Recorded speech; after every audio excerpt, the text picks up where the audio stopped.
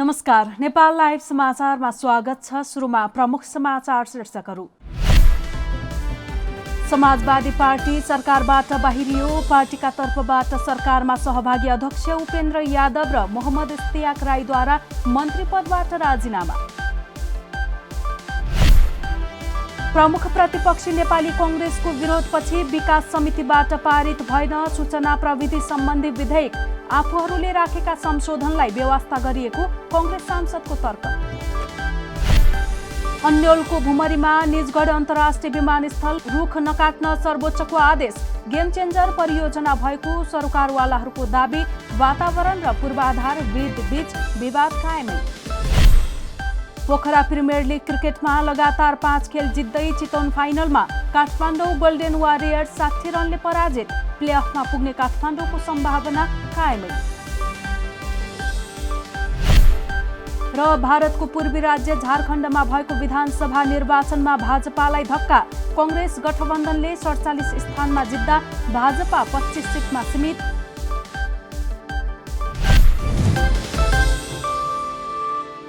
समाजवादी party Nepal सरकारबाट बाहिरिएको छ। मंगलबार पार्टीबाट सहभागी दुवै मन्त्रीले पदबाट राजीनामा दिएपछि पार्टी सरकारबाट बाहिरिएको हो।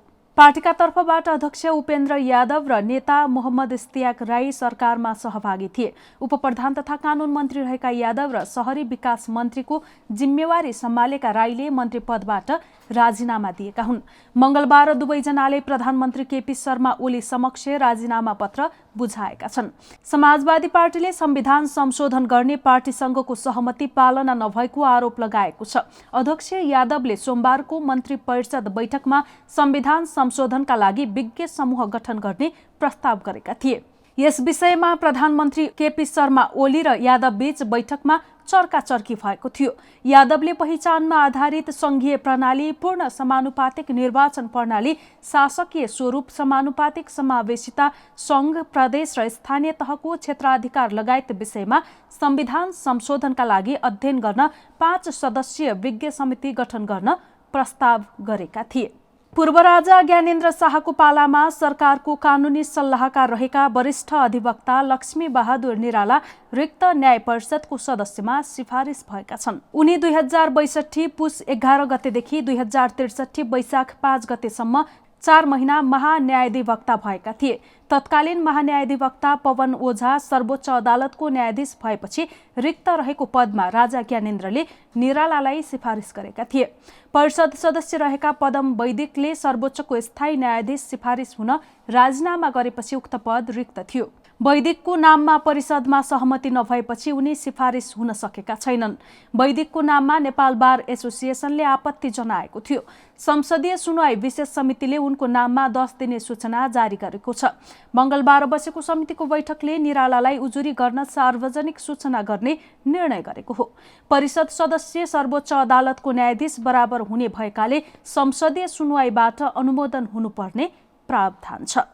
प्रमुख प्रतिपक्षी सांसदहरूको असहमतिपछि सूचना प्रविधि सम्बन्धमा व्यवस्था गर्न बनेको विधेयक पारित गर्ने विकास तथा प्रविधि समितिको योजना मंगलबार असफल भएको छ। समितिमा छलफल भइरहेको विधेयकमाथि आफूहरूले राखेका संशोधनलाई बेवास्ता गरिएको भन्दै प्रतिपक्षी नेपाली कांग्रेसका सांसदहरूले असहमति जनाएका हुन्।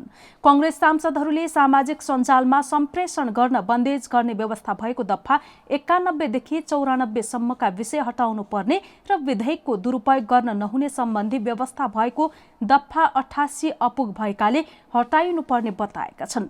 समितिकी सभापति कल्याणी कुमारी खड्गाले 4 महिनासम्म समितिमा अड्किएर बसेको र 36 बुदामा संशोधन भएकाले सहमति जनाउन आग्रह गरिन्।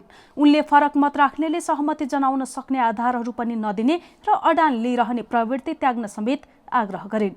बैठक केही समय स्थगित गरी सहमति जुटाउन प्रयास गरिए पनि प्रमुख प्रतिपक्षी कांग्रेस सांसदको अडानपछि आइतबारका लागि बोलाइएको छ।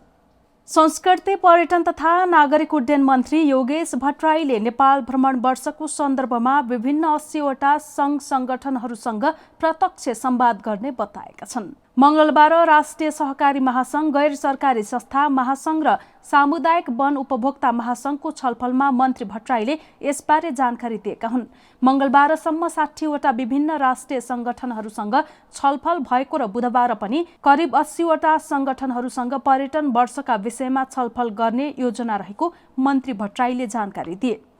आसपासमा आउँदा यहाँहरूले एउटा ब्यानर आफ्नो संगठनको केही आफ्ना झण्डाहरू, अब नेपालको राष्ट्रिय झण्डा हैन, र संख्या चाहिँ मार्च पासमा आउने संख्या 50 देखि 100 को हैन, एभरेज भनौँ न 100 जनाको मार्च पासमा आउने संख्या यहाँहरूले दिनुपर्छ। एक 100 जना चाहिँ मार्च पासमा गरौँ सबै तीनटै संगठनले।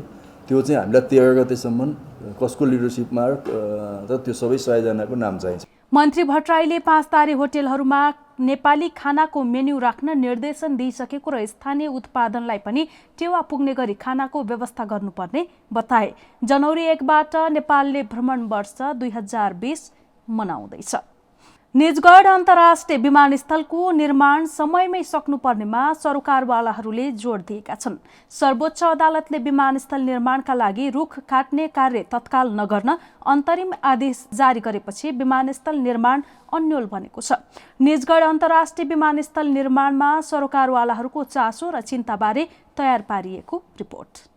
सर्वोच्च अदालतको आदेशले निजगढ अन्तर्राष्ट्रिय विमानस्थल निर्माण कार्य अन्यलतातर्फ धकेलिएको छ। तर स्थानीय जनप्रतिनिधि र सरकारवालाहरू भने निजगढ विमानस्थल गेम चेन्जर परियोजना भएकोले समयमै सम्पन्न हुनुपर्ने बताउँछन्। काठमाडौँबाट सबैभन्दा नजिक, चुरे क्षेत्रबाट 15 किलोमिटर र महाभारत क्षेत्रबाट 35 किलोमिटर दक्षिणमा पर्ने विमानस्थल निर्माणमा सरकारवालाहरू एक देखिएका छन्। तर विमानस्थल निर्माणमा अदालत, वातावरणविद र पूर्वाधारविदका बीचमा भने विवाद देखिएको छ। नागरिक उड्डयन प्राधिकरणले काठमाडौँबाट सबैभन्दा नजिकको अन्तर्राष्ट्रिय विमानस्थल निर्माणको काम अगाडि बढाउन धेरै वन क्षेत्रको प्रयोग नहुने दाबी गर्दै आएको छ। प्राधिकरणले वन तथा वातावरण मन्त्रालय र संस्कृति पर्यटन तथा नागरिक उड्डयन मन्त्रालयसँग छलफल गरी रुख काट्ने प्रक्रिया अगाडि बढाइसकेको जनाएको छ। विमानस्थल क्षेत्रको कुल 11,879 बिघा जग्गामध्ये 110 बिघा निजी रहेको र त्यसमध्ये हामीले 66 बिघा जग्गा अध्ययन गरिसकेका छौँ र बाँकी पनि अध्ययनको क्रममा रहेको छ।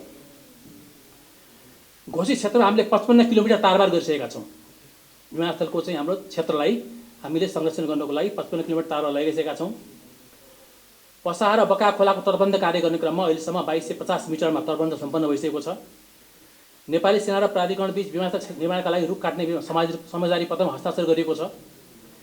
विमानस्थल निर्माण क्षेत्रको वातावरण प्रभाव मूल्याङ्कन EIA स्वीकृत भइसकेको छ। तत्कालीन हवाई विभागका महानिर्देशक वीरेन्द्र बहादुर देउजा पनि नेपाललाई गरिबीको जन्जालबाट मुक्त गर्नुका साथै पर्यटन क्षेत्रको विकास गर्न निजगढ विमानस्थल निर्माण आवश्यक रहेको बताउँछन्। नेपाललाई गरिबीको जन्जालबाट उम्काउने हाम्रो स्रोत साधनहरू के हो भन्दाखेरि चाहिँ नि टुरिज्म चाहिँ नि एउटा इम्पोर्टेन्ट सबभन्दा महत्त्वपूर्ण चाहिँ नि हाम्रो कम्पोनेन्ट टुरिज्म हो भन्ने। अब अहिलेसम्म लेस देन 3% GDP ग्रोथमा कन्ट्रिब्युसन छ। त्यसले त महत्त्वपूर्ण कन्ट्रिब्युसन गरे भन्न सकिन्न। फिजीमा 17% छ, मालदिभ्समा, फिजीमा चाहिँ 70% छ टुरिज्मको कन्ट्रिब्युसन। हामी त्यो नखोजौँला, 15-20% मात्रै चाहिँ हामीले GDPमा कन्ट्रिब्युसन गराउने हो भने पनि अघि उहाँले देखाउनु भएको चाहिँ नि ट्राफिक सिनेरियो अबको 20 वर्षमा हामीसँग प्यासेन्जर मुभमेन्ट 32 मिलियन हुन्छ। 32 मिलियनमा हामी भएभरका सबै इन्टरनेसनल एयरपोर्टले ह्यान्डल गर्न सक्ने पनि 20 मिलियन, 12 मिलियन चाहिँ नि सरप्लस, त्यो चाहिँ त्यतिकै खेर जान्छ। अब साँच्चीकै भन्ने हो भनेदेखि TIA त्रिभुवन अन्तर्राष्ट्रिय विमानस्थल अहिले नै सेचुरेट भइसकेको छ। निजगढ विमानस्थलमा टर्मिनल भवन, रनवे, पार्किङ लगायत संरचना निर्माण गर्न अहिले 1900 हेक्टर जमिन मात्रै आवश्यक पर्ने क्याप्टेन विक्रम शाहको भनाइ छ। यो पर्टिकुलर एयरपोर्टले गर्ने यो 2टा रनवे बनाएपछि, टर्मिनल बनाएपछि, ट्याक्सी वेज, पार्किङ एरिया सबै बनाएपछि, सबै कुरा बनाएपछि करिबन 1900 हेक्टर हो। त्यस कारणले त्यस विचार गर्नुहोस् है त, 8045 हेक्टर होइन यो कुरा हामीले बुझ्नु पर्यो। खालि हामीले युज गर्ने त 1900 हेक्टर मात्रै हो। त्यो पनि ठुलो हुन्छ। यहाँ तपाईँहरूले ठुल्ठुलो के अरे सपना देख्नुभएको छ, द्याट्स नट करेक्ट। भोलि गएर यहाँ इन्टरनेसनल के अरे एयर सो गराउँछौँ के गराउँछौँ भन्ने आजको दिनमा नेपालको यो कन्डिसन छ, जसले गर्दा हामीलाई यो एयरपोर्ट बनाउनु यस्तो मुस्किल परेको छ। त हामी के त्यो अहिले इन्टरनेसनल एयरपोर्ट ठुलो बनाउने ताकि एयर सोहरू ल्याउने भन्ने कुरा होइन। हामीलाई त चाहिने भएको हुनाले आवश्यक परेको हुनाले हामीले यो बनाउनुपर्छ, सुरु गर्नुपर्छ। यता जनप्रतिनिधिले भने विमानस्थल निर्माणका क्रममा कटान हुने रुखको अनुपातमा अन्तर्राष्ट्रिय मापदण्ड अनुसार वृक्षारोपण गर्न अनिवार्य रहेको बताउँछन्। यस्ता विमानहरू बनेको अवस्थामा जे खोलामा असर पर्यो, पर्यावरणमा असर पर्यो, वातावरणमा, त 1:25 को कुरा छ, 1:25 को, त्यो चाहिँ अहिले घटेर 1:10 भएको छ। त्यो सम्बन्धमा जुन हाम्रो माननीय चौधरीजीले जुन राख्नुभयो त्यो विषयमा स्पष्ट हुनुपर्छन् कि अब त्यो अनुपात कति छ, 1:25 छ या 1:10 छ। त्यो अनुपात अन्तर्राष्ट्रिय मान्यता अनुसार रुख काट्नुभन्दा अगाडि नै त्यो वृक्षारोपणको काम सुरु गर्नुपर्छ। सकभर त्यो 10 को अनुपातमा होस् या 25 को त्यो सम्पन्न गर्नुपर्छ। सर्वोच्चको आदेश खारेज नभएसम्म रुख काट्न पाइने छैन भने रुख नकाटी उक्त क्षेत्रमा विमानस्थल निर्माण हुने देखिँदैन। हामी नेपाल लाइभ समाचारमा छौं। अब खेल समाचार। पोखरा प्रिमियर लिग क्रिकेटमा काठमाडौँ गोल्डन वारियर्सलाई 60 रनले हराउँदै चितवन राइनोज फाइनलमा पुगेको छ। चितवनले लिग चरणका 5 खेल जितेको हो। मंगलबार 168 रनको लक्ष्य पछ्याएको काठमाडौँ ओपनिङ ब्याटिङमा आएका जय किशन कोलसावाला र अमित श्रेष्ठ शून्यमै आउट हुँदा कमजोर हुन पुग्यो। पूरा 20 ओभर खेलेर 107 रन बनाउँदा काठमाडौँले 9 विकेट गुमाएको थियो। कप्तान ज्ञानेन्द्र मल्लले 39 बलमा 40 रन बनाए। चितवनका सन्नी पटेलले 3 विकेट लिए।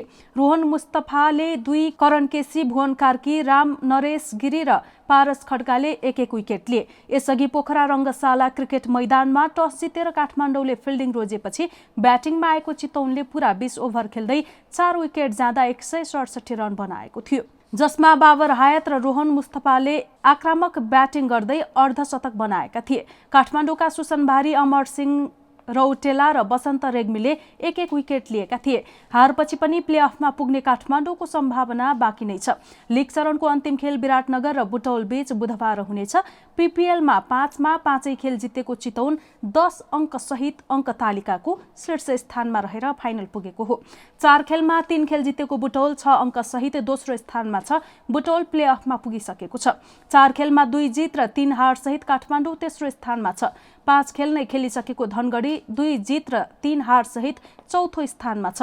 4 खेल खेलेको विराटनगर 1 जित र 3 हार सहित 5औं स्थानमा, साथै 5 खेलमा 1 खेल मात्र जितेको पोखरा पुच्छारमा छ। नेपाल लाइभ समाचारमा अब अन्तर्राष्ट्रिय समाचार।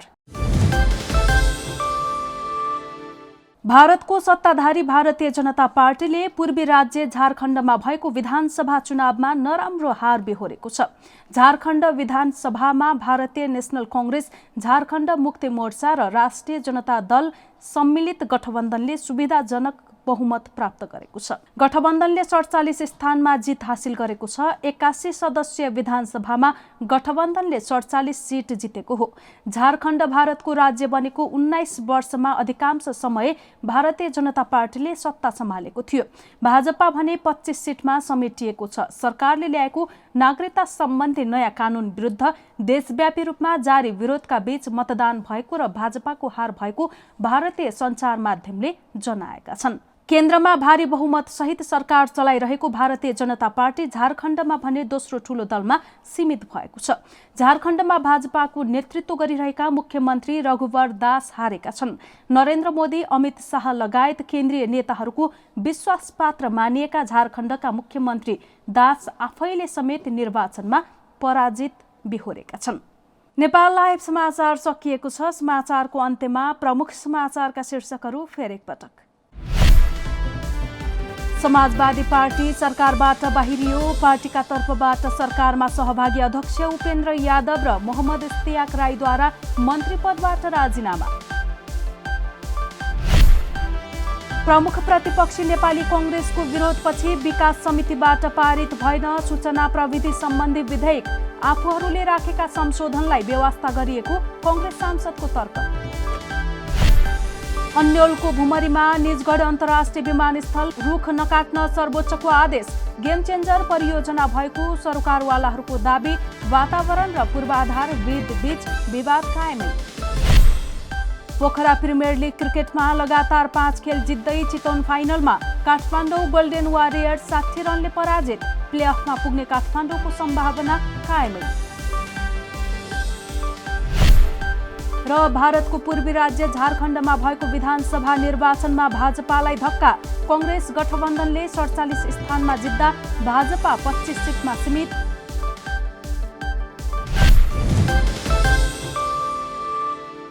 नेपाल लाइभ समाचार आज यति नै। हाम्रा सबै कार्यक्रम युट्युब, फेसबुक, ट्विटर र हाम्रो वेबसाइट नेपाललाइभ.com मा पढ्न र हेर्न सक्नुहुनेछ। नमस्कार।